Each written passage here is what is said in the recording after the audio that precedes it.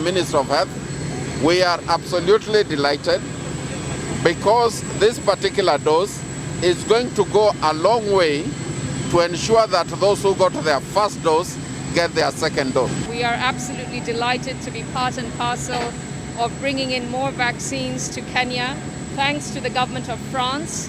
I think it's important to also state that Kenya is doing extremely well in terms of its vaccination drive.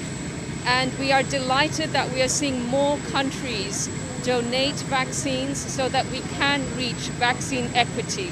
We sincerely believe that access to vaccine throughout the world should be a global public good. And so this is the reason why France has been one of the leaders of the COVAX initiative, and France also decided to be among the first countries to donate part of their stocks of vaccine